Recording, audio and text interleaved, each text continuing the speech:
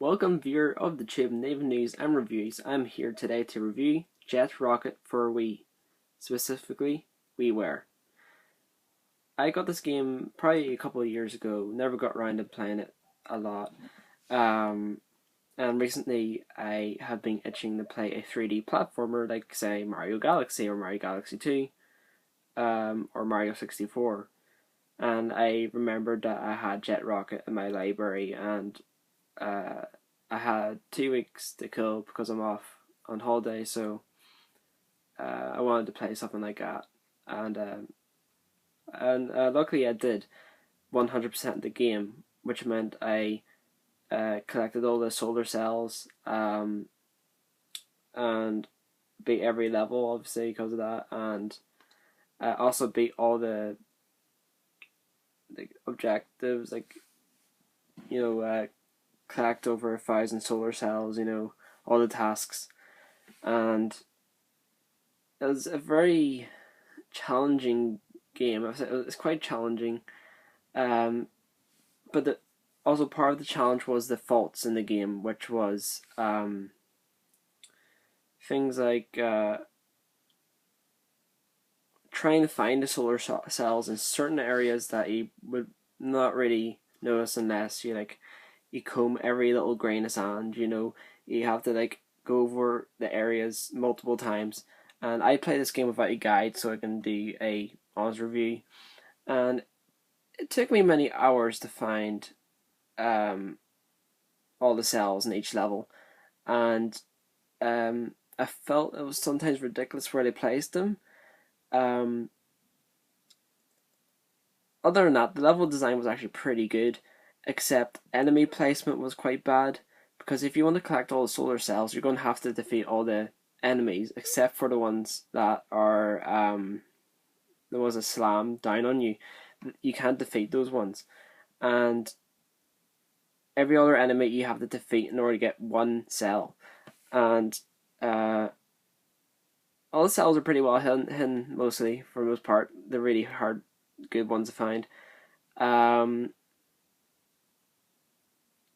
first levels are alright. The second area of levels are alright. Third area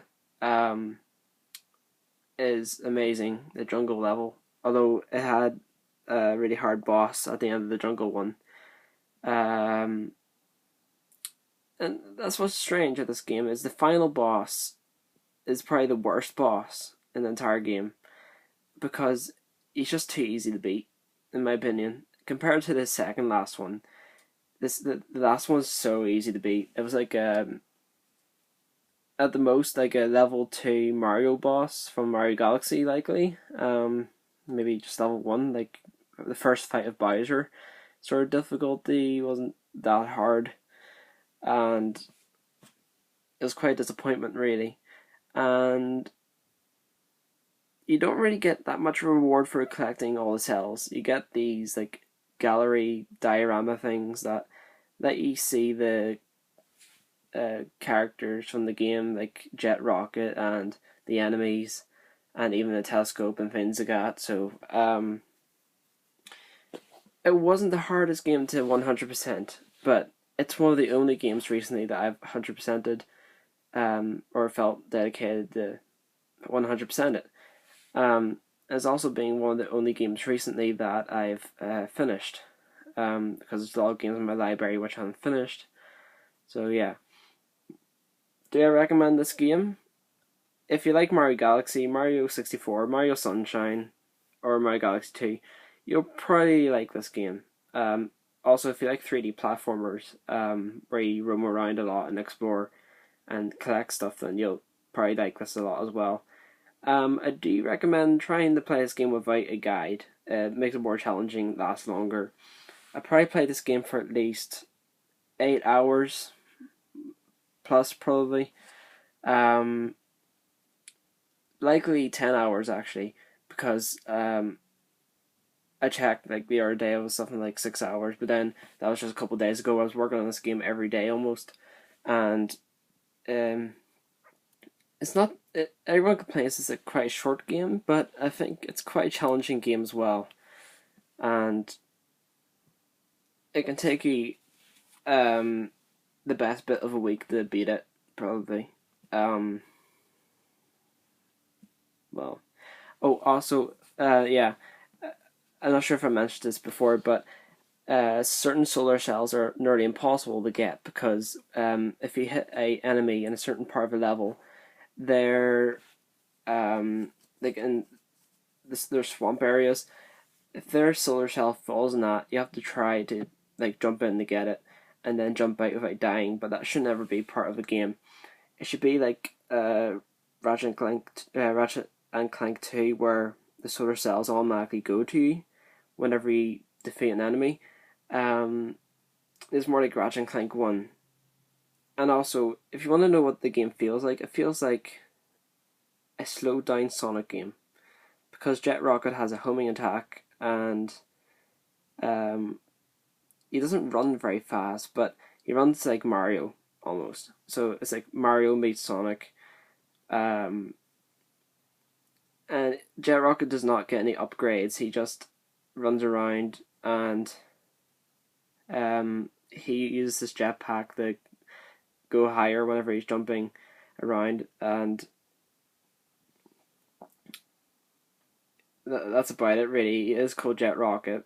It's a guy that wears a jetpack, and he does homing attacks on enemies, which does feel quite satisfying, but it gets really repetitive once you try to find all the cells and keep on dying, which is another issue, is you'll probably keep on dying, and you'll have to start the entire level over again and collect all the cells all over again until you beat the level without dying.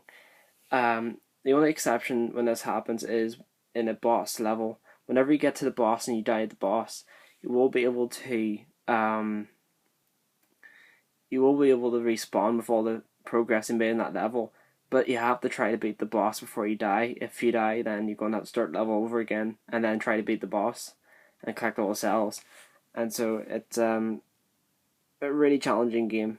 And you only get given 3 lives at first. You can earn more, and you can get some health, but in the later levels it's hard to get. So it's very challenging. But I do recommend this game. I would say this is my second favourite Wiiware game, behind World of Goo, and my third favourite would be Lost Winds 2. I haven't really played the first one. I played the second one because the Wire podcast, which used to be around, talked about it, and I thought I would try it out. That's why I also tried World of Goo, and both of those games are quite good.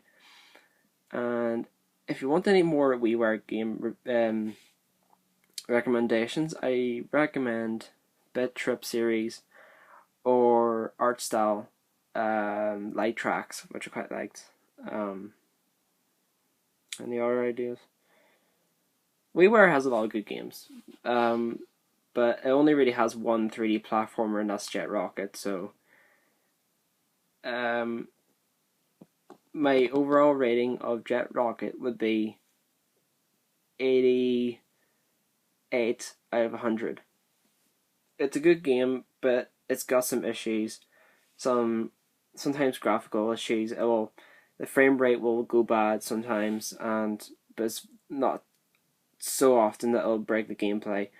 Camera angles can be troublesome sometimes, but you can sometimes direct those camera angles with the D-pad, which you will get used to. It's been a while since you used the Wii Remote and Nunchuck, but they are good controllers. And that's about it for my review, guys. This is actually a pretty long video. Let's make it 9 minutes and 30 seconds. So, if you guys like this review, then let me know. Give it a like. I don't get paid anyway, so bye, guys.